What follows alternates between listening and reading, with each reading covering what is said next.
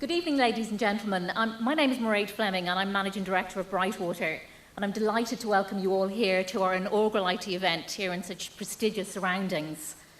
We work with leading firms across the whole island of Ireland. And in doing so, we ascertained that there was a real need to hold a forum in which we could invite leading technology speakers to host and talk at an event like this. And we have 3 keynote speakers lined up for you later on, and you will hear more about that shortly. But as a recruitment firm, we have faced our challenges, as you can imagine, over the past few years. But it's great to see green shoots emerging now. And we can actually report a year-on-year increase in our sales of 30%. And for the IT people, the professional jobs that are coming in your space is increased by 50%. So any of you who are considering a move, it's a really good time to be thinking of doing it. And indeed, if you're looking at hiring, we can help you with that too. So please come and contact us if you are in that space. Finally, we're very proud to host this event and partner it with BCS and Sync and I, and they will be speaking with you later. And I'm now going to hand you over to our MC for the evening, who's Stephanie Mulholland, Team Leader of Brightwater. Have a fabulous evening, and thank you very much. Stephanie.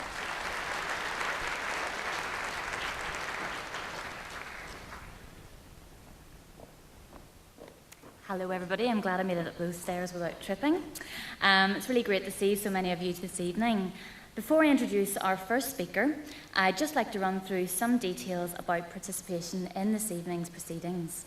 So now for our first speaker of this evening, we're delighted to introduce Simon Ritter, who's a technology evangelist at Oracle Corporation, and he's going to be talking this evening about what's happening with Java. So please can we welcome Simon.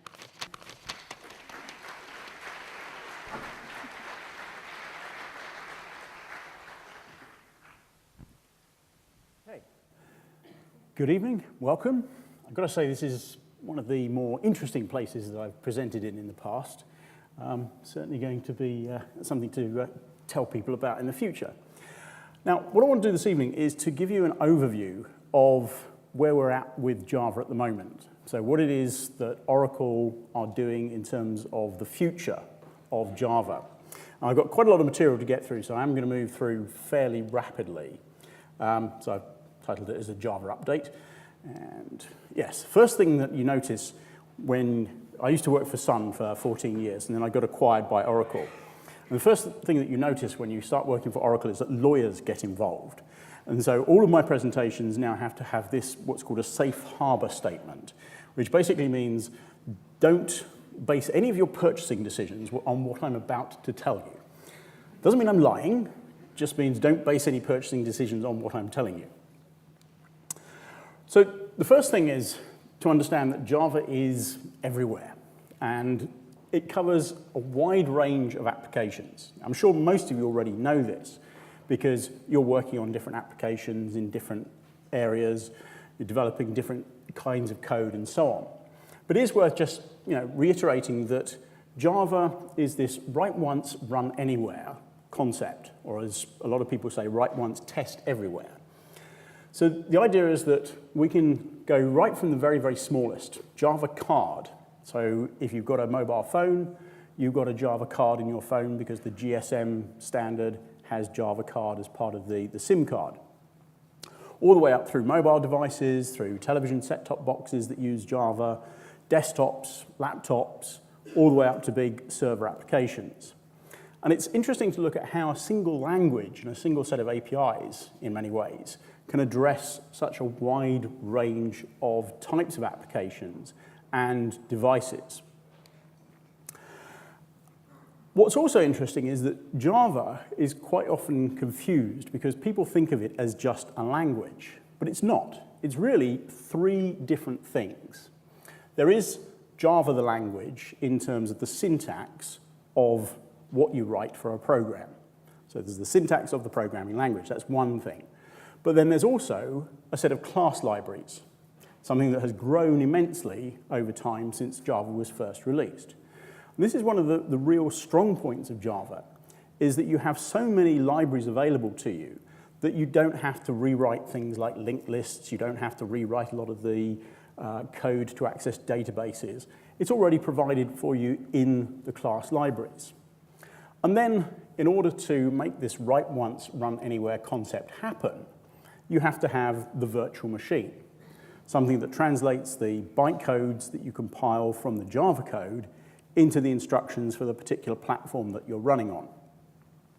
And so in terms of how Oracle are approaching the development of Java, we're looking at how we can change all three of these different parts of Java. Now, when it comes to changing Java and actually looking at how we can move the language or move the platform forward, we need to be very careful, because one of the things that at Sun, and that's translated into Oracle, that we're very concerned about is backwards compatibility. There's nothing worse than taking a set of code that you've written and which works, moving it to a new platform, and then having to change it to make it work, because it already works. So why do you have to change it? So we're very concerned with backwards compatibility. We want to make sure that you don't have to change things in order to have your code work again. Now, I'll give you an example of how we've broken backwards compatibility in the past. So if you look at Java SE5, we introduced the concept of enumerations. And so enum became a reserved word. That meant that if you'd used a variable called enum, you would have to change the code to make it work again. Now, the other thing is that when Java was designed in the beginning by people like James Gosling, it was designed to be a very readable language. It was designed so that as a developer, you could take other people's code and you could work on it and understand what it was that they were trying to do in their code.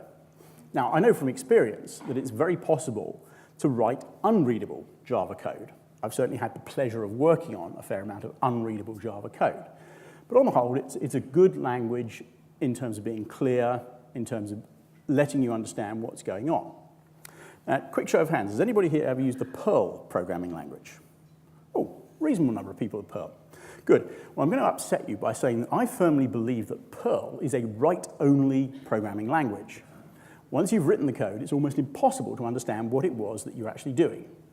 Now, I'm being unfair to Perl, because Perl is a very, very powerful language, and you can do an enormous amount in a very few, well, characters. But it gives you an idea of what we want to try and do with Java. We want to keep this clarity. We want to keep it so that you can see what's going on.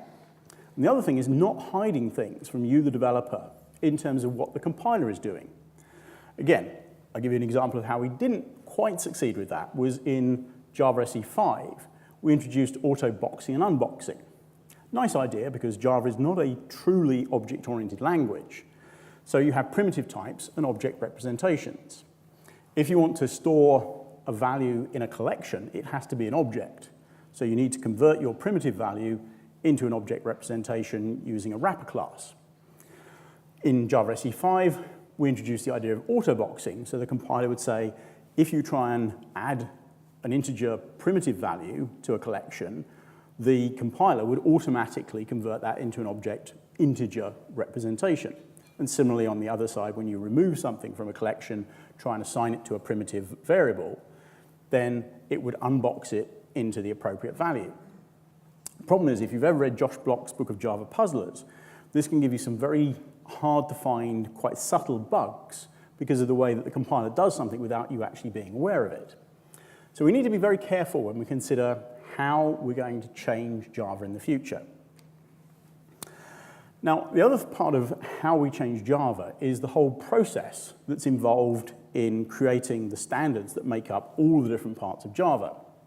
So we have the Java community process. And the Java community process was designed with the idea of making a standards body that was somewhere between the two sort of ends of the spectrum in terms of creating standards. On one side, you've got the idea of a standard where one company decides exactly what you're going to use, you get no input, and they simply say, this is what you get, this is what you use. On the other end, you have the very open standards bodies, people like the OSI, people like XOpen, people like POSIX. That means that everyone has an equal say in what the standard is going to be. But the problem is those standards tend to move very slowly. Certainly I was involved in some of the XOpen work many years ago, and I used to sit in these very, very long, very dreary meetings where we'd argue over the smallest detail of the standard before we could actually move forward. So the JCP was all about having something where other companies individuals could be involved in shaping the standards that make up Java.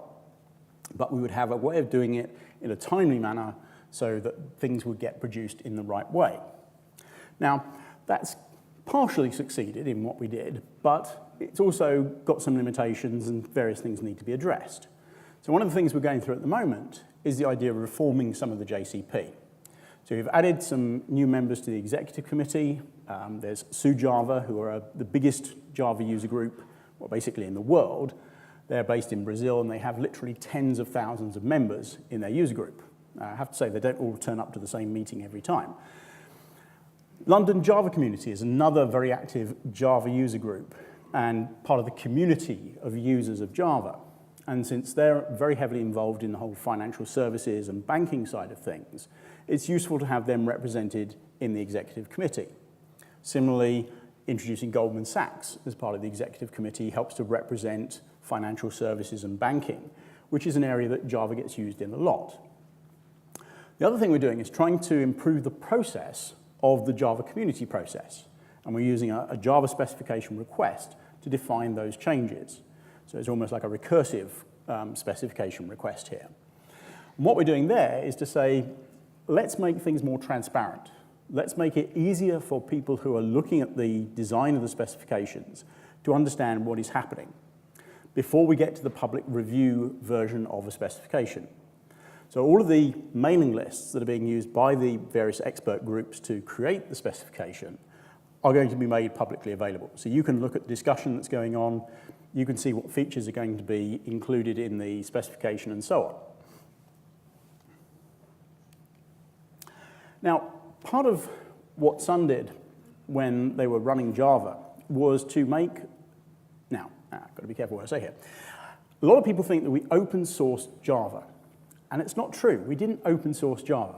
Remember, there are 3 different parts to Java, and if you put all those together, along with the compilers and so on, what you get is the Java Development Kit.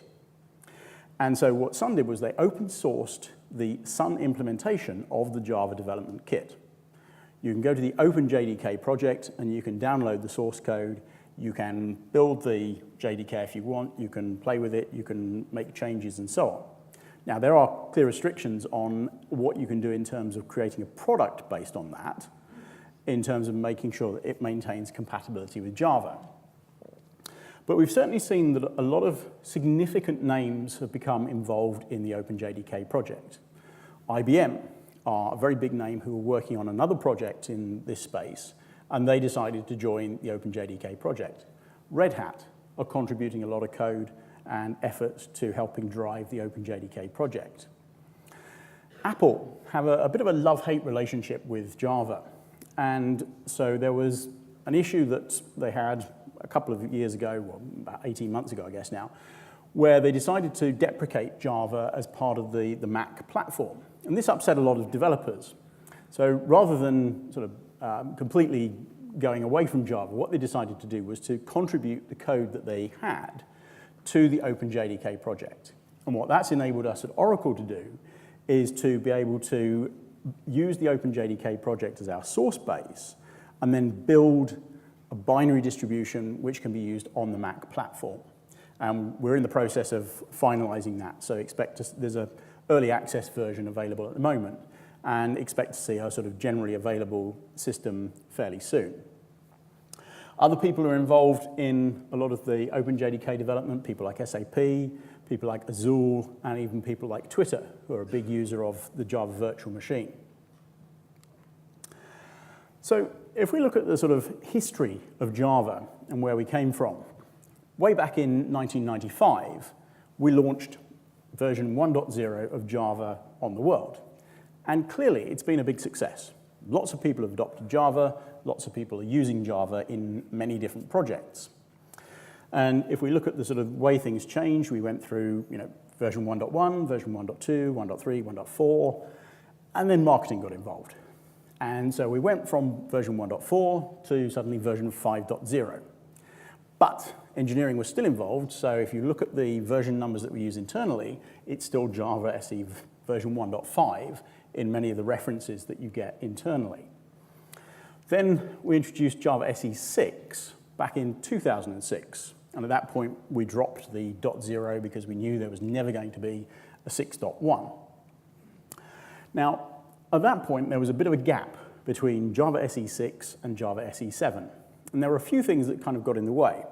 One of which was open sourcing the JDK. That actually took a lot more engineering effort than we first thought. There was also JavaFX, which was another project that we started at Sun and was all about rich client applications, making it easier to develop interesting user interfaces in Java. And then there was the whole acquisition by Oracle, which distracted some of our engineers at the time. So it's taken us a while to get to version 7 of Java SE. But what we've done is basically what's been referred to as Plan B, because when Oracle acquired Sun, they decided that they needed to get Java moving again. They needed Java SE 7 to be a product, and they wanted to get things created in a timely fashion. So we ended up with a situation where we said, okay, let's take all the things that are almost ready, put those together, and we'll call those Java SE 7. And then the other things that were going to go into Java SE 7, we'll push those out into Java SE 8. And so that's effectively what we've done. So let's talk a little bit about Java SE 7. This was launched in July of last year. Just show of hands, who's using Java SE 7? Not many people. Who's using Java SE 6? Okay, a lot of people. Java SE 5? Anything older than Java SE 5? Okay, good. Right. Now, in terms of the highlights of Java SE 7, we actually made changes to all of the three major parts of Java SE.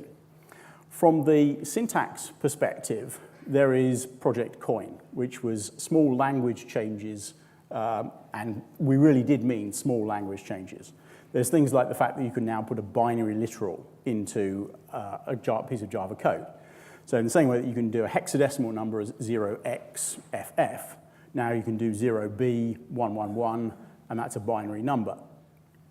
Other things like we finally put strings in switch statements. It's taken us how many years to figure out the strings are constants? Yes, you can now use those in a switch statement. There are various other things, there are about 7 things that we did, but we didn't change anything in terms of affecting the reserved words. We didn't change anything in terms of the type system. The other thing we did was introduce the DaVinci Machine project, which is about dynamic language support. I'll talk more about that as we go through. Concurrency and collections update. This is all about how to take advantage of multiple processors, and I'll talk more about that.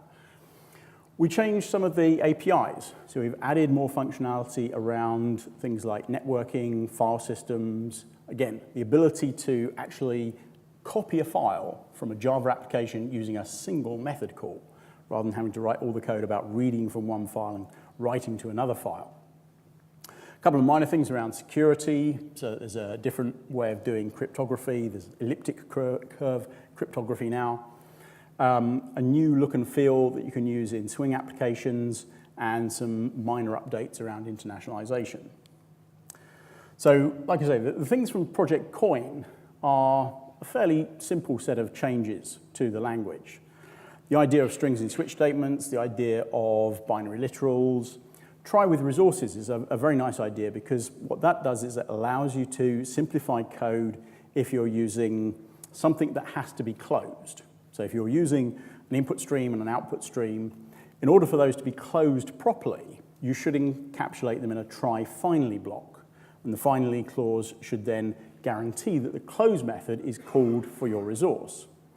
Now that's fine if you've only got one resource that you're using, and it's not too bad if you've only got 2. But if you've got multiple resources that you're using, the nesting of those try finally blocks becomes very complex. So the idea of try with resources means that you can now simply say, if something implements the auto-closable interface, which is extension of the closable interface, then you can have that specified in a try block without a finally clause, and the compiler will actually fill in the bits for you to guarantee that the close method of all the resources will be called correctly. And we'll even give you more information about nested exceptions. So if exceptions are thrown at several different points as you're coming out of those try finally blocks, then those will all be reported. So like I say, small language changes, nothing really earth-shattering in terms of the syntax of Java. The Da Vinci Machine project is looking at the fact that lots of people like to write compilers for languages that are not Java to generate bytecodes. The JVM, the class libraries, is a very powerful set of tools, and if you can avoid having to do all of the work that these things do, simply by writing a compiler that generates valid Java bytecodes, it's really advantageous for creating a new language. And the interesting thing with Java is because we have this virtual machine, the original design of the virtual machine was not really done with Java in mind. The Java virtual machine itself knows nothing about Java, the syntax. All it knows about is Java bytecodes. As long as you hand it a valid set of bytecodes in a class file, it will execute them. Where those bytecodes came from, it doesn't care. So if they were compiled from Java, that's all well and good. But if they were compiled from other languages, it's just as valid to execute those codes. So we have lots of things like JRuby, Python, Scala, pick your favorite language of the moment. But there are lots and lots of compilers. Now, the issue that we have is not that you can't run other languages on top of the JVM, but for certain types of languages, it's less efficient. Even though the JVM doesn't know anything about Java syntax, it was designed with some of the basic concepts of Java, the language, in mind. So it uses single inheritance. It is a statically typed language, so we've designed it to work with static typing. And when you deal with dynamic languages, like Python, like JRuby, then it becomes a lot more effort in terms of getting the system to work efficiently. To get around that, we introduced a new bytecode into the instruction set for the JVM. This is the first bytecode that we've introduced since Java was first created. And so what Invoke Dynamic does is it allows you to address the needs of dynamically typed languages and improve the efficiency of method calls that are being made from dynamically typed languages. So you don't have the issue now of having to constantly resolve methods because the type of the parameters or the return type might have changed, because it's a dynamically typed language. So now we can use a slightly different approach where we use a method handle in order to allow us to redirect to a particular method, and then if at some point the typing information changes, which would affect which method we're calling, we simply change the method handle rather than the code which resolves the method. So this leads us to a short-term roadmap for Java SE. We're kind of sort of partway through this already, so we're kind of coming up to JDK 7 update 4 at the moment, and we're pretty much at the point where we're going to launch that. So looking into the sort of near-term future, there will be further updates to JDK 7, introduction of things like support for OS X will become a firmer part of that. There will also be JDK 8, which we're targeting for sometime next year, probably towards middle, end of next year. So let's talk about JDK, Java SE 8. What are we going to do with the next version of Java?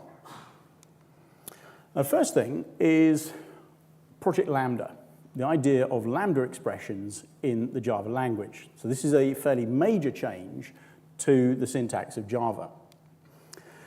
Now, the reason we need to do this is that the way that chip architectures work is changing over time. This graph shows how we've had this thing called Moore's Law, which enables us to squeeze more transistors into the same space. And typically what we've done over the last few years is to increase clock speed of the processor at the same rate. So we've enabled each processor to do more in the same amount of time. But because of physical limitations like heat dissipation and even clock skew, we have the problem that we can't increase clock speed at the same rate that we have in the past. So how do we use the fact that we have multiple or more transistors that we can squeeze into the same space? Well, the answer is to put more processing units on the same physical piece of silicon. And so what this has led to is the requirement for better ways of doing concurrent programming. Now, if you look at the way that we've supported concurrency in Java, prior to Java SE 5, you've always had the idea of being able to create new threads. You've always had the ability to have cooperating threads in Java. But that's been a very low-level, very basic set of functionality. JavaFX 5 introduced the concurrency utilities, which gave you a lot more higher-level functionality, things that people are quite familiar with in terms of concurrent programming. So we provided you with things like semaphore. We provided you with things like countdown latches, read-write locks, mutexes, all of those types of ideas. And then in JavaFX 7, we introduced this concept of the fork join framework, which would allow you to take a set of tasks which were separate, didn't rely on shared data, and split those up into a number of threads, have those execute in parallel, and then have the results put back together, and taking a recursive approach, doing it with a set of library calls, which meant as a developer, you don't have to worry about all of the different threading issues that happen underneath. So with Java SE 8, we're focusing on the idea of Lambda expressions to simplify our approach to concurrency further. So here's a simple piece of Java code. What I've got here is a collection of students. And what I want to be able to do is iterate through that collection, looking for the student who has the highest score in the year 2011. And so this is a very typical way that we might approach this, which is to use a loop. We iterate over the entire collection, we look for where the graduation year is 2011, and then we look for the maximum value of those scores using math.max. Problem with this is it's not easy to take this and turn it into concurrent code. The moment that you have one single value for your maximum, you're very limited in how you can approach concurrency for it. But if we look at this piece of code, we can see that the things that we're interested in are highlighted in blue. So we're interested in a collection of students, we're interested in a graduation year, whether it is in 2011, and we're interested in a maximum score of that student. So we could rewrite this code without using a loop, and we could rewrite it without using a single maximum value. And we could use anonymous inner classes to do this, which is not particularly nice in terms of the coding that we end up with.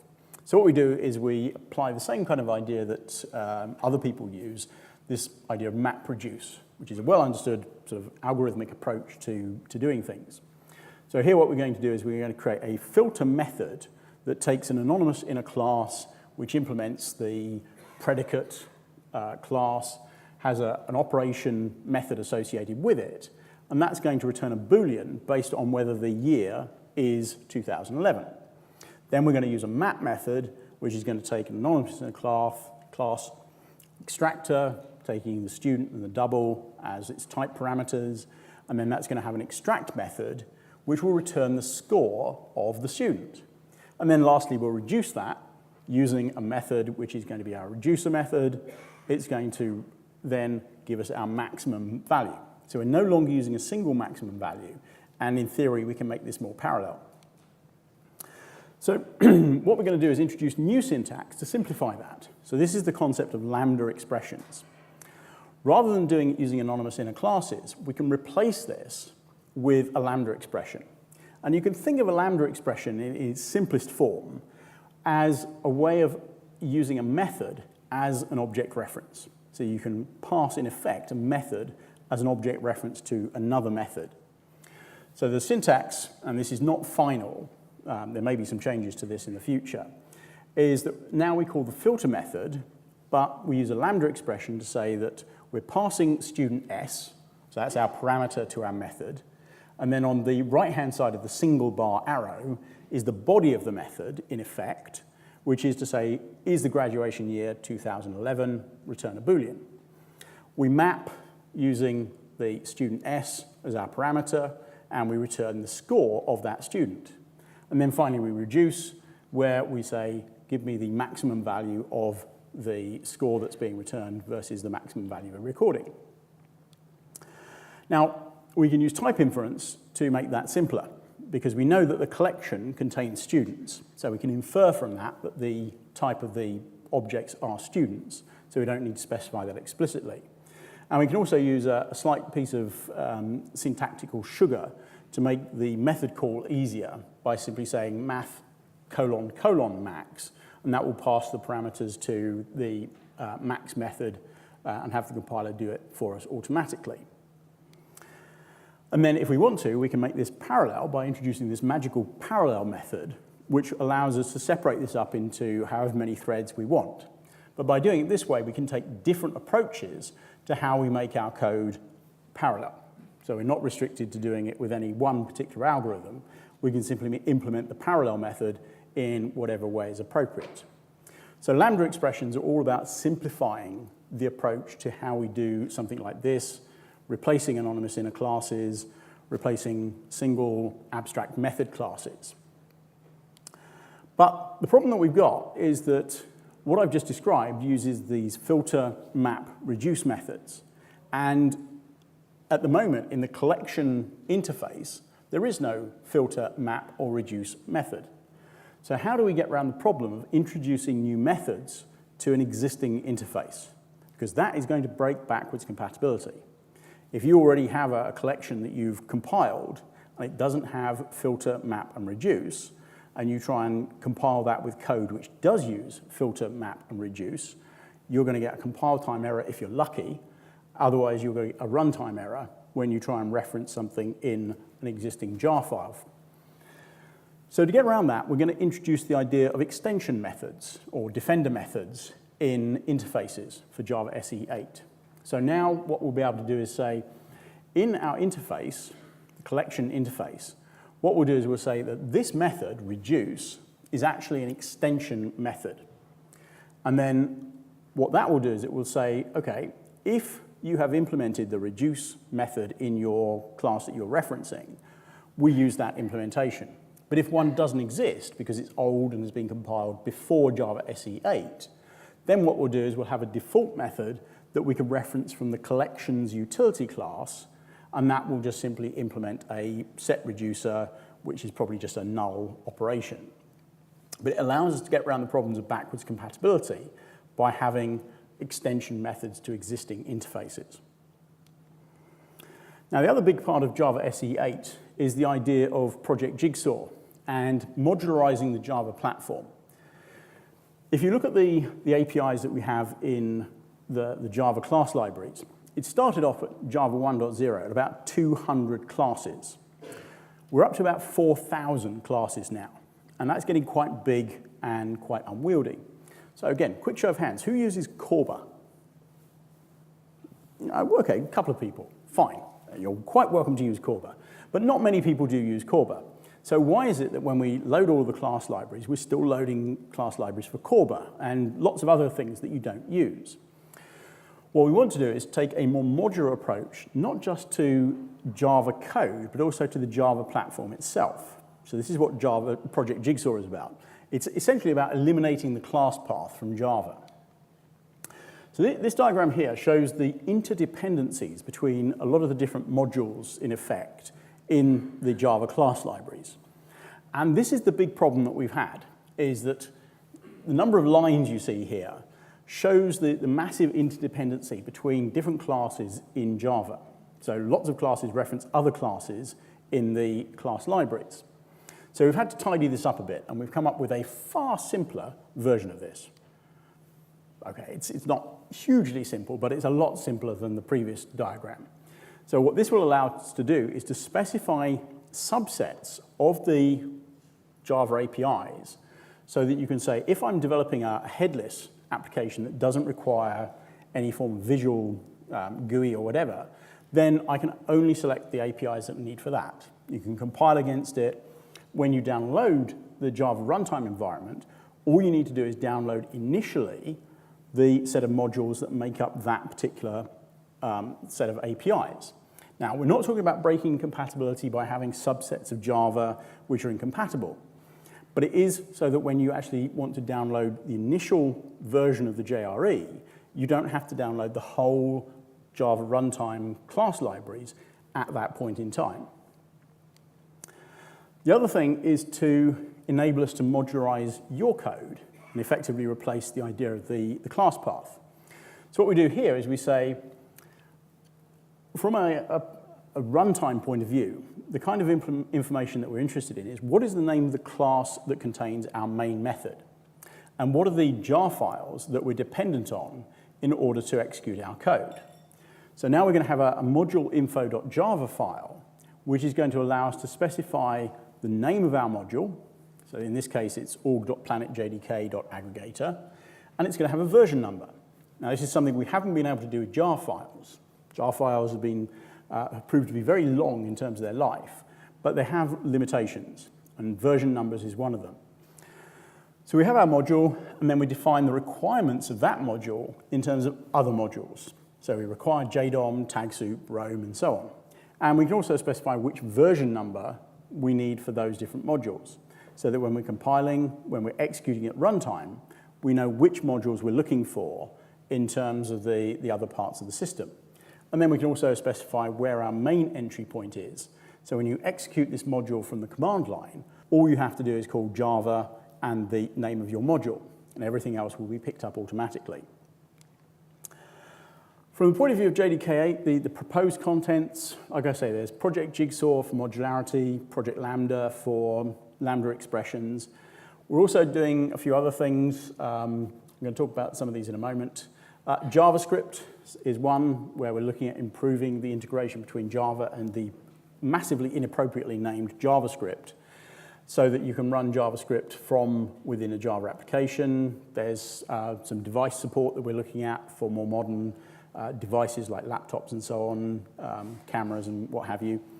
A few things about annotations, possibly some more minor language enhancements, and then things like API updates. Again, a few ideas there, one of which is the date and time update, which a lot of people have been looking for a long time. And that will finally make it in JDK8. So let's look very briefly at what's going to happen beyond Java SE8. What ideas are we looking at? Well, we've got some clear ideas. Now, I have to be very careful when I talk about this, because these are just ideas. I got reported in the register when I did this presentation at QCon a few weeks ago. And they reported as what I said, as almost like, yes, this is what's going to be in future versions of Java. These are ideas. It is not guaranteed. So there's various things around interoperability, multi-language JVMs, improved Java native integration. So we're actually talking about rewriting JNI to make it easier to use. When I spoke to one of the engineers about this, he said that JNI had originally been designed to make it hard to use, to discourage people from using it, which is a little bit sort of counterintuitive, really. Cloud computing. How can Java be more appropriate to the needs of cloud computing? Things like the ability to have multi-tenancy, things like the ability to do resource management from outside of the JVM, that type of thing. Possible advanced optimizations. Again, please understand these are just ideas. So we're actually discussing the concept of, should we reach a point where we say, with Java, we will break backwards compatibility. We will make some massive changes to the language that will upset lots of existing code. And one of those ideas is, should we drop primitives from Java? Should we make Java fully object-oriented? And again, I stress the fully because the register reported that I said, should we make Java object-oriented? Well, it's already object-oriented, so no. But should we do away with primitive values and make it a fully object-oriented language? So there are lots of things that we're talking about doing in Java SE9 and beyond. Some of them will make it, some of them won't. Now, from a timeline perspective, it's pretty easy to look forward because we're working now to a 2-year release cycle. So from JDK 8 onwards, we're going to release a new version, major version of Java every 2 years. So JDK 8 will be in 2013, which logically means JDK 12 will be sometime in 2021. And JDK 12 is what we're actually thinking about in terms of planning at the moment for features and ideas that we have moving forward. So we do have a very long-term vision for what Java is going to do. A little bit about Project Hot Rocket, which is about JVM convergence. When Oracle acquired Sun, they acquired the JDK, and they acquired the Hotspot virtual machine. But they already had the JRocket virtual machine from BEA. And the decision was made that they wouldn't have two teams working on developing two different JVMs. Some analysis was done, and the decision was made that Hotspot is a better general-purpose virtual machine than JRocket. JRocket is better suited to more enterprise type of applications. So what we would do is we would take Hotspot as our code base and integrate features from JRocket into those. Kinds of things we're talking about are some of the more higher-level management functions, the mission control, flight recorder functionality that you get with JRocket, which allows you to do a lot of analysis of what's actually going on in your JVM as it's running. The other thing, big thing that's going to come from JRocket is deterministic garbage collection. So JRocket has a garbage collector which works in a different way to the Hotspot virtual machine garbage collectors. And what that allows you to do is to specify a goal for the latency of your garbage collector. What is the maximum pause time that you want? So if you say, I want a maximum pause time of 20 milliseconds, although we have the same concept in the Hotspot virtual machine, we don't have as good guarantees about hitting that goal.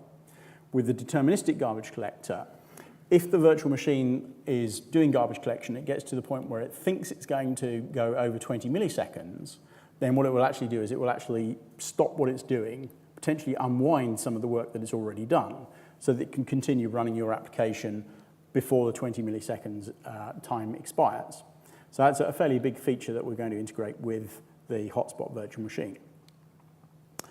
Talk a little bit about JavaFX, because this was something which we had originally designed for making it easier to write interesting, rich user interfaces in Java.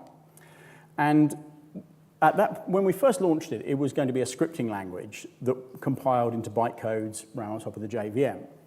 That didn't prove very popular, so we switched ideas and we said, okay, let's make it an API which will enable us to use Java as the language for programming and simply reference a new set of APIs that give you the ability to do all sorts of things like have different components. You can have, well, it uses a scene graph rather than using the container component hierarchy that you get in Swing at the moment.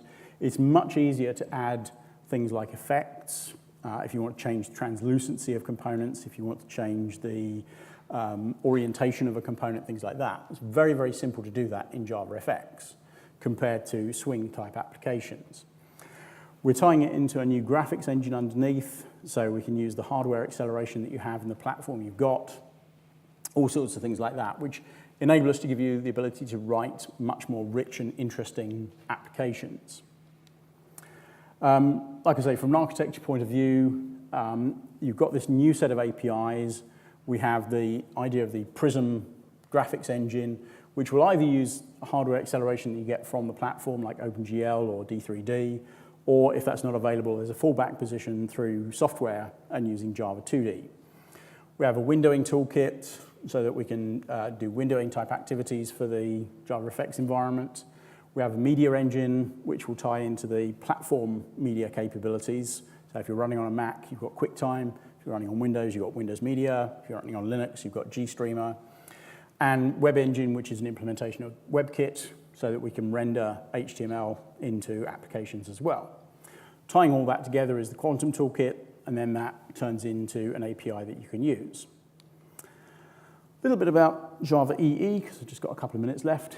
Again, if we look very briefly at the evolution of Java EE, we have gone through a number of changes around Java EE. And really, the big thing with Java EE was that it was designed to make life easier for enterprise developers, so that you could develop components that were going to run inside a container, and you didn't need to worry about which transaction manager you were using, which database you were using, even which app server you were using.